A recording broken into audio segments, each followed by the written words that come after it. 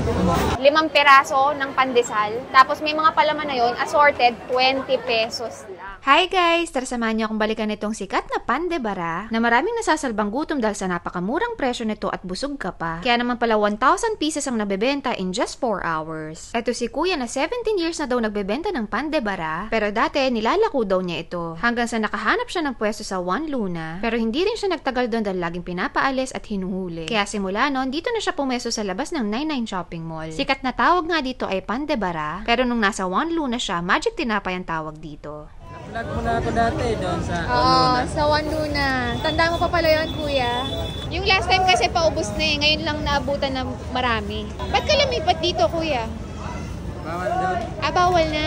Pati yung sinanay, pinaalis na rin. Kahit si Magic Water, wala na rin eh. Oo, lumipat sila. Okay. Hindi ka nagbago ng presyo, 20 pa rin, ano? Oo, 5.20 lang. Grabe guys, alam nyo bang ang daming nasasalbang gutom nito? Lalo na yung mga kapos sa pera pero sa halagang 20 pesos lang busog ka na agad. Pati yung mga estudyanteng maliliit lang yung baon, eto yung nakakapagtawid sa gutom nila sa buong araw. Nakakatuwa nga na sa isang napakasimpleng pagkain, yung akala mong ikaw lang yung natutulungan nila dahil sila yung bumibili sa'yo. Pero ang totoo niya, natutulungan din ni kuya yung mga bumibili sa kanya. Dahil kahit kapos yung pera mo, pwede ka pa ring mabusog. Kaya sobrang saludo ako kay kuya dahil bukod sa napakasipag na niya, ang ganda pa ng hangarin sa kapwa. Kaya no wonder 1,000 pieces yung nabebenta niya sa isang araw at sold out yan every day. At hindi lang yun guys alam nyo bang in just 4 hours, ubus na yan lahat. Kaya naman super excited na nga akong matry ulit to, kaya naman ano pang inaantay natin guys, wag na natin patagalan, i-try na natin! So guys, nandito tayo ngayon sa may 99 Mall, sa may labas, dahil titikman natin yung pan de bara. Actually, na-vlog na natin to 2 years ago. Same din yung nagtitinda. Nandun sila dati sa may One Luna, kasama niya si Nanay Bebe. Yung nagma-Magic Water. So, pinaalis sila doon kasi bawal ng pumwesto doon. So, ngayon, nahanap natin si Kuya. Same pa rin yung binibenta niya. 5 piraso ng pandesal or 5 piraso ng tinapay. Tapos, may mga palaman na yon, assorted, 20 pesos lang. Imagine, 5 pirasong tinapay na may palaman ka pa. At yung palaman na ginagamit niya, cheese, may rino, tapos may itlog pa at mayonnaise. Tapos, 20 pesos mo lang mabibili.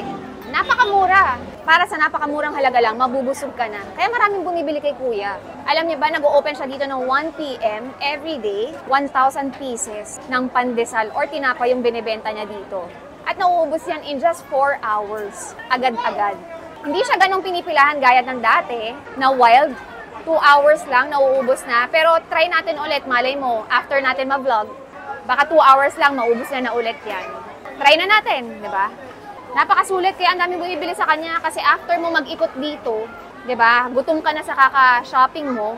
Ayan, ito yung una. Ang gamit ni Kuya dito, maling. 'Di ba ang maling magkano? 80 or 100 plus ang isang lata. Pero manipis yung cut niya, which is okay lang din, 'di ba? Tapos may kasamang mayonnaise. Try natin, ha.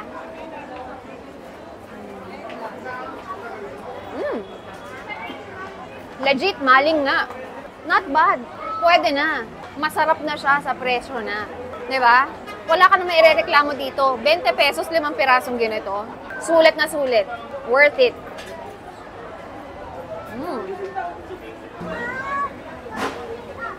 Ay, ito yung pinaka-favorite ko. Rino. Liver spread. At Rino pa yung tatak ng gamit niyang liver spread. Branded.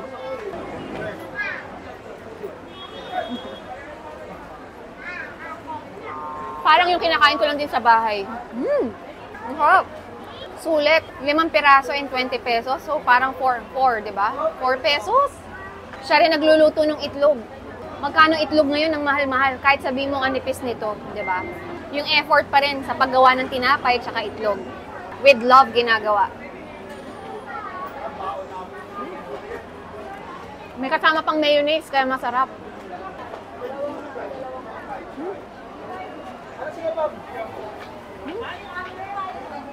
Kaya non-stop yung bumibili sa kanya. Last na itatry natin itong cheese with mayonnaise.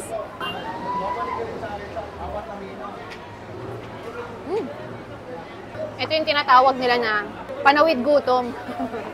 Laman tiyan, di ba? Na sobrang mura lang. Maayos naman, di ba? Masarap kung may kape ka pa.